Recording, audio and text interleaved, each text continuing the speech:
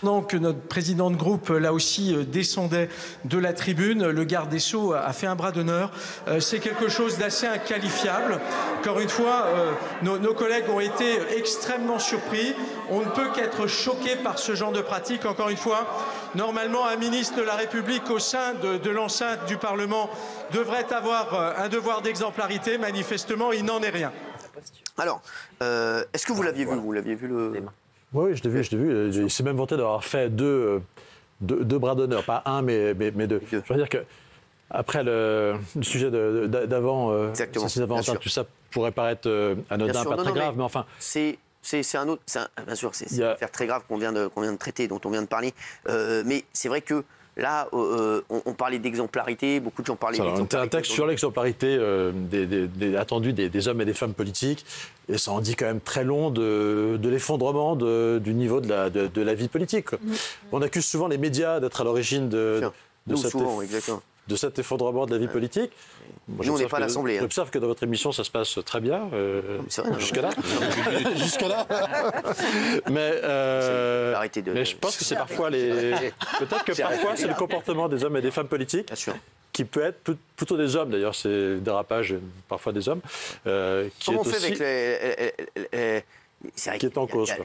Puis il y a la NUPES aussi, on va en reparler dans un instant, qui fait souvent des copains. On les connaît. C'est du buzz à l'Assemblée. C'est vrai. Est-ce que c'est l'endroit pour faire du buzz? On se demande. Nous, ici, on ne va pas faire du buzz, mais nous, on fait une émission de télévision. On informe les gens, on est dans les médias. On n'est pas à l'Assemblée. C'est pas à l'Assemblée qu'on va faire du buzz. Donc, ils ont choisi de faire du buzz à l'Assemblée. Donc, après qu'il a annoncé le geste, gros bordel à l'Assemblée, ça gueule de partout. Alors, y a-t-il vraiment eu des bras d'honneur? Le ministre répond et assume. J'ai été mis en examen. Je ne suis pas condamné. Je conteste totalement les faits qui me sont reprochés. Maintenant, il n'y a pas un bras d'honneur, il y en a deux, mais accompagnés de paroles à chaque fois. Monsieur le ministre, de quoi vous parlez exactement? Vous avez fait 2 bras d'honneur, c'est ce que vous êtes en train de dire à l'Assemblée? Alors oui, je vous demande effectivement de préciser vos propos, parce que si c'est le cas, ça n'est absolument pas admissible. J'ai dit, madame, bras d'honneur à la présomption d'innocence, je l'ai dit 2 fois. Alors, Olivier Marleix, donc bon là c'est vrai que c'est incroyable, on a l'impression d'être avec la CPE, non mais c'est vrai, avec une classe difficile. En retour de séance, les choses ont continué, le ministre ne s'est d'abord pas excusé, mais concédé que le geste n'était pas adéquat. Regardez. Personne ne peut dire ici, dans cet hémicycle, que depuis un peu plus de 2 ans et demi que je suis ministre, je n'ai pas été respectueux du Parlement. J'ai entendu les propos du président Marleix sur ma mise en examen. Je veux rappeler que non seulement je suis présumé innocent, c'est constitutionnel, mais je suis innocent et je le dirai le moment venu. Effectivement, Madame la Présidente, j'ai réagi avec beaucoup de vivacité. Je concède, Madame la Présidente, que ce geste n'était pas un geste adéquat. Voilà. Alors, est-ce qu'il vous a parlé après? Est-ce que vous êtes... Non, il a eu un propos d'excuse après, mais je n'ai pas échangé avec lui. Personnellement, vous n'avez pas parlé, vous a pas appelé derrière? Non, il n'a pas fait de démarche personnelle. Après, ce n'était pas personnel, moi je m'en fiche. Enfin, c'est vraiment le geste à l'égard de la représentation nationale dans l'hémicycle. C'est la première fois qu'un membre du gouvernement se prête à un geste de ce type. Il y a déjà des dérapages entre députés. D'ailleurs, j'observe que les députés sont sanctionnés très durement depuis quelques mois.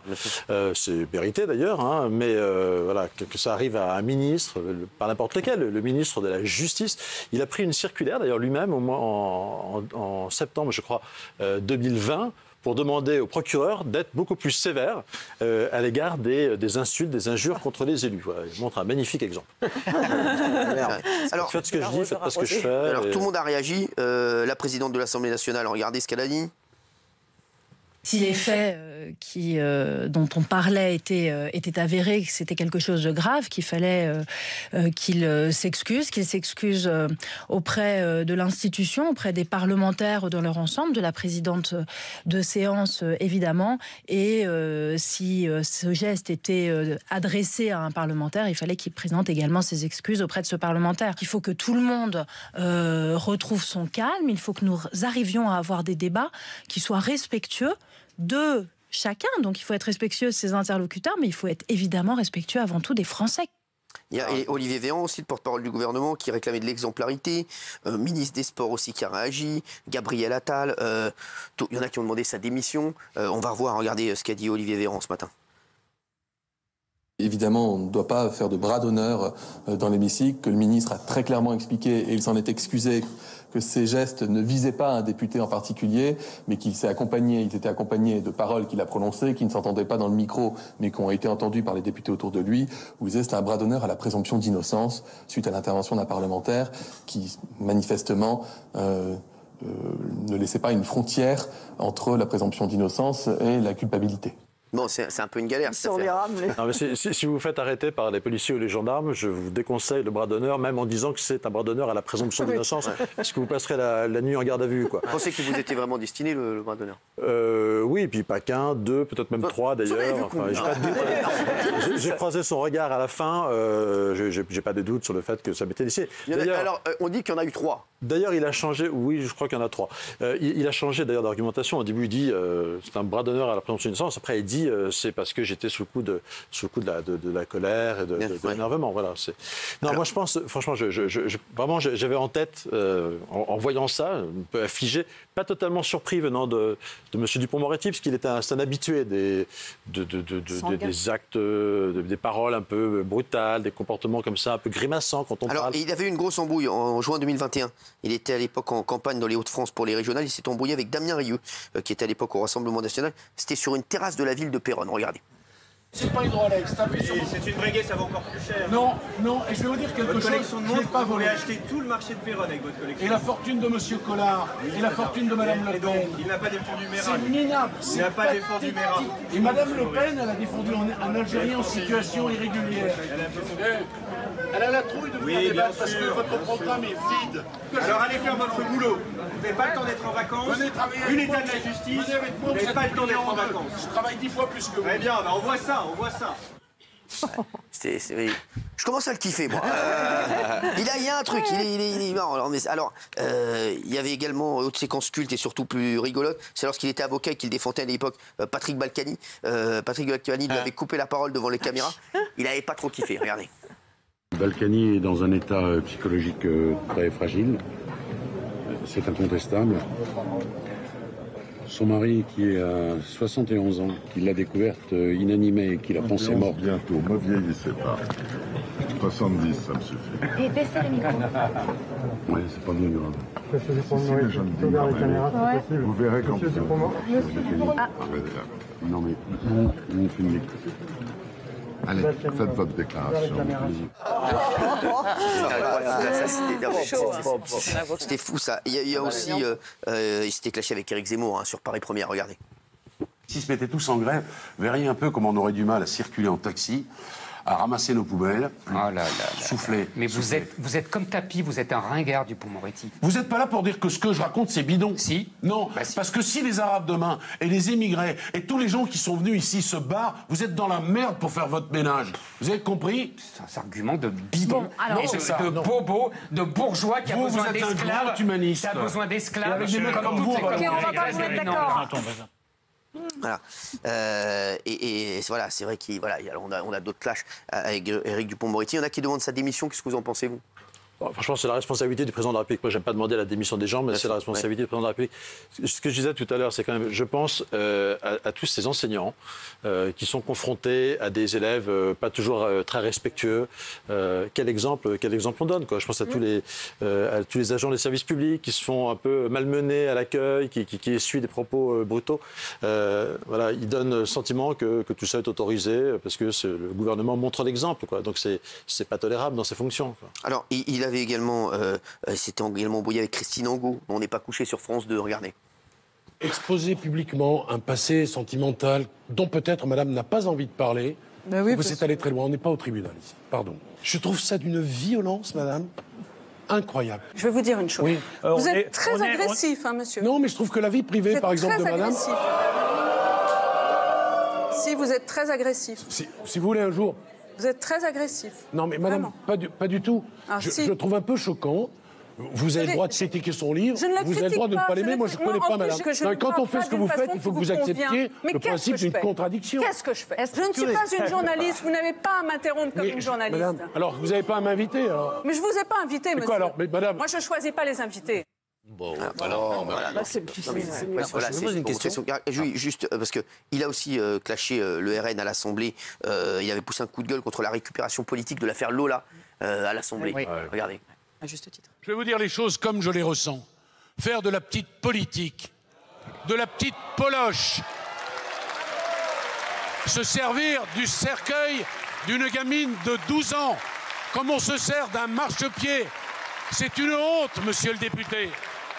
Ne rajoutez pas à l'atrocité la plus absolue le commerce indigne de la démagogie, car vous êtes toujours au rendez-vous du malheur dont vous faites depuis des années votre miel. C'était un député de mon groupe qui répondait. J'avais trouvé sa formule horrible. Sa formule, elle était calculée. Se servir du cercueil d'une gamine de 12 ans, etc., comme d'un marchepied. C'est une formule qu'il avait choisie, qu'il avait travaillée. Je devais trouver ça aussi choquant que la maladresse dans le propos qu'il dénonçait. C'est quand même un avocat, c'est un professionnel de l'art oratoire, d'expression orale, et il en joue, et il en abuse. Hier, ses bras d'honneur, par exemple, ils étaient faits très discrètement, pour pas être trop vus, un peu sous la table. Il fait, quand vous lui dites des choses qui lui plaisent pas, comme ministre, il vous fait des grimaces. En espérant ne pas être filmé. C'est quelqu'un qui n'est pas très correct dans sa façon de faire. Est-ce qu'il peut y avoir des sanctions? Il n'y a que le président de la République qui peut décider, ou est-ce qu'il peut être ne pas venir à l'Assemblée mis au point, non, ça se fait pas. Les députés sont sanctionnés, un ministre. Oui, c'est ça qui est choquant, c'est qu'à l'Assemblée nationale, les députés sont sanctionnés. Si un député avait fait ça, c'était 15 jours de... C'était 1 mois, 2 mois de suspension. Un député de la France Insoumise, soyons honnêtes, il se serait pris à la demande de la majorité 2 mois de suspension d'interdiction de son mandat. Alors que c'est quand même un élu du peuple dans tous les cas. On les aime, on les aime pas, mais on est titulaire d'un mandat. Aujourd'hui, le président de l'Assemblée, elle, n'a pas de pouvoir Les amis de Gilles. Ce ne sont pas mes amis. Elle n'a pas de pouvoir sur les ministres. Je n'ai pas cité de nom. Donc elle n'a pas le droit. Elle n'a pas de pouvoir sur les membres du gouvernement. Donc elle a écrit à la Première ministre en lui rappelant que c'était son devoir à elle de faire un peu respecter des règles essentielles de politesse, de bien... comportement républicain. Donc c'est la responsabilité de l'exécutif, du président de la République et du Premier ministre. Ça vous a choqué ce geste ou vous en foutez? Vous avez fait juste vous aussi, vous avez dit je vais récupérer le truc. Pour moi, à titre personnel, je m'en fiche. Mais en tant que député, je me dis quel effondrement, une fois encore, du niveau du débat politique. Pour vous, c'est un cadeau qu'il vous a fait? Non, n'exagérons pas. C'est-à-dire, moi, je ne vais pas dire que je m'en fiche. Non, mais c'est... Il s'est mis en faute, donc forcément, pour vous, c'est toujours bon. Non, écoutez, c'est pas non plus très agréable, comme il y a des choses plus intéressantes à faire, je pense, dans la vie politique. Mais il y a un moment, il faut aussi dire stop sur certains comportements, quoi. Une fois encore, vous pensez que tous les gens qui ont à faire face à ce problème de l'irrespect, qui ont à faire respecter l'autorité de l'État, lui, son boulot, c'est d'abord ça, c'est faire respecter l'autorité de la loi, quoi. Il prend des circulaires pour dire qu'il faut sanctionner les gens qui sont irrespectueux à l'égard des détenteurs d'autorité publique. Et il fait des bras d'honneur dans l'Assemblée nationale. C'est juste pas possible. Il y a juste un moment où il faut siffler la fin de la récréation. Mais le seul qui peut le sanctionner, donc, c'est le président de la République. C'est le président de la République. Si Emmanuel Macron... Voilà. Est-ce qu'il trouve ça normal? Est-ce que pour lui c'est un exemple Non, moi je pense qu'il a dû lui dire un truc. Il a dû l'appeler aujourd'hui, Emmanuel Macron, c'est sûr. Il l'a appelé, il a dû lui dire oui. Il ne s'est pas exprimé, le président de la République. Non, bien sûr. Elisabeth Borne s'est exprimée, Première ministre, regardez ce qu'elle a dit. De toute façon, M. Dupond-Moretti aurait dû démissionner le jour où il a été mis en examen. Donc là, il fait des bras d'honneur. Je veux dire, mais ils perdent tous leurs nerfs, là. Ces gens-là, ils sont usés. Je crois qu'ils n'ont pas l'intérêt de la France. Ils n'ont pas le goût de la France. Le garde des Sceaux, ministre de la Justice, se comporte comme, j'allais dire, dans une cour de récré ou une guérilla d'automobilistes au bord du périphérique. C'est indigne, voilà. En faisant un bras d'honneur à la représentation nationale, en fait, c'est aux Français qui fait un bras d'honneur. En fait, derrière ce geste... grossier, ordurier, vulgaire, inadmissible quand on est ministre, ça traduit vraiment la manière dont le gouvernement considère le peuple français. C'est bien placé. On parlait des altercations entre automobilistes. C'est vrai que malheureusement, on a tous été victimes, tous assisté à ce genre de choses, et on est choqués. Que le ministre de la Justice fasse ça, au banc du gouvernement de la République française, c'est quand même un peu trop, quoi. Alors, on va mettre ce qu'a dit Elisabeth Borne, hein. Premier ministre, qu'est-ce qu'elle a dit? Mettez le tweet, s'il vous plaît. Merci. Merci. Ils n'ont pas le plus important, comme d'habitude. Non, mais l'exploitation ou l'instrumentalisation politique, ça, c'est du grand classique. Mais en revanche, moi, je pense que, moi, à titre personnel, tout le monde s'en fout, mais je trouve que c'est un scandale, ces bras d'honneur.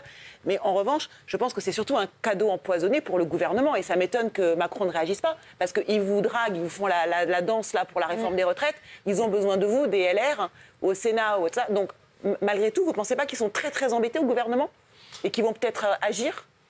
Écoutez, je sais pas, j'espère que ça les choque et j'espère que ça mènera une alors moi, je vais vous dire la vérité. Moi, ce qui va se passer, c'est que dans une semaine, ça sera oublié et que le président va passer à autre chose. Il ne va pas désavouer Éric Dupond-Moretti pour 2 bras d'honneur ou 3 bras d'honneur à l'Assemblée. Alors ça, je peux vous le dire, je vous donne n'importe quoi s'il arrive à... C'est vrai qu'il y a déjà un certain niveau de cynisme, puisque le président de la République actuelle s'est assis sur une règle que ses prédécesseurs ont toujours respectée depuis 1993, qui consistait à demander à un ministre mis en examen de quitter le gouvernement. Là, il est ministre de la Justice, il est mis en examen pour des faits qu'on peut juger pas gravité extrême peut-être. C'est quand même de la prise illégale d'intérêt, c'est-à-dire qu'il est accusé d'avoir interféré dans un dossier le concernant. D'avoir demandé une enquête pour trouver les gens qui avaient pu balancer des infos. Et il est mis en examen, mais il reste ministre de la Justice. Présumé innocent, arrêtez. Moi, ça, je suis d'accord avec vous expliquez tout ce qu'il a fait. Tout le monde est prisonnier innocent. Il est quand même mis en examen. Ça a été décidé par une cour de justice. Alors, il nous avait mis aussi un petit tacle à nous, une petite cartouche quand on avait demandé des procès rapides, lorsqu'on avait été extrêmement choqués par le meurtre de la petite Lola. Regardez. 2 millions de téléspectateurs. Je m'échine à mieux faire connaître la justice, à montrer combien la justice, c'est difficile de la rendre. Et on balaye ça d'un revers de manche. Il dit, M. Hanouna, ça, c'est l'époque dans laquelle nous vivons. Il faut s'adapter à l'époque. Mais si c'est ça l'époque dans laquelle on vit, on est tombé franchement bien bas. C'est la négation de l'état de droit. L'état de droit, il nous protège. Il protège M. Hanouna aussi. Et le balayer comme ça pour, au fond, flatter les bas instincts, faire de l'audience, de l'audimat, moi, c'est quelque chose qu'à titre personnel, je ne peux pas accepter. Bon, maintenant, on se rend compte qu'il avait vraiment dit n'importe quoi quelques temps après. Non, mais c'est vrai, voilà, on s'en rend compte une fois de plus. Voilà, on voit qu'il a voulu faire aussi une sortie, une saillie contre nous pour faire parler de lui. En tout cas, moi, ce que je vois, c'est que les parents de la petite Lola, on pense surtout à eux, et je pense qu'il aurait mieux fait de parler des parents de la petite Lola plutôt que vraiment je vous dis, du choc qu'on a eu tous et de l'émotion qu'on a eu après ce crime qui nous a tous retournés, et on s'est tous mis à la place, je vous dis, des parents de la petite Lola, et on s'est tous imaginés parents de la petite Lola. Et forcément, on a parlé avec l'émotion. La justice, bien sûr, fait son travail. La justice, c'est très bien. Mais l'émotion, à un moment, c'est important. Et je pense qu'il devrait avoir un petit peu plus d'émotion aussi, Éric Dupond-Moretti, notre garde des Sceaux. Et qu'à un moment, il faut parler, non pas avec les lois, mais avec le cœur. Voilà. Et je pense, voilà, quand on est... lui, il a pas... Moi, je peux comprendre qu'il ait eu aussi une émotion hier et qu'il ait fait 3 bras d'honneur parce qu'il est fatigué, il est excédé. On ne va pas lui jeter la pierre, on ne va pas tirer sur l'ambulance. Je vous dis la vérité, voilà. Il est peut-être fatigué, il se prend des cartouches de partout. Mais... Voilà, à un moment, il a craqué.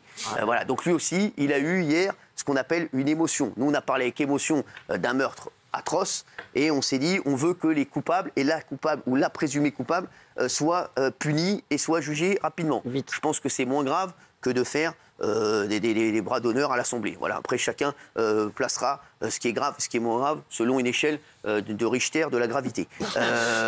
Olivier Marleix, est-ce que vous avez un dernier mot à dire ? Je trouve que les hommes politiques ont quand même un devoir d'exemplarité, si on veut... que les Français respectent un peu plus la politique, s'abstiennent un peu moins, se remettent à croire en la politique. Il faut que les hommes politiques montrent l'exemple et arrêtent de faire du théâtre, se comportent bien. Cherche un peu moins les effets de manche, quoi. Cherche un peu moins à faire le buzz, à faire le spectacle et faire leur boulot. L'Assemblée, c'est devenu un bordel pas possible. Un peu plus de dignité, oui, c'est devenu Mais il avait annoncé que s'il était un jour ministre, ce serait le bordel. Vous auriez pu repasser l'extrait aussi, ce serait le bordel. Non, mais alors, il y arrive. Il faut pas dire, c'est pas Éric Dupond-Moretti. Éric Dupond-Moretti, c'est les potes de Gilles Verdel. Non, c'est lui. C'est vrai. C'est les amis de Gilles Verdel. Éric Dupond-Moretti, il n'y a pas eu de problème avec lui à l'Assemblée. Voilà. C'est la première fois, oui, mais c'est surtout les potes de Gilles Verdez. Ce ne sont pas mes potes. Les amis de Gilles Verdez. Merci.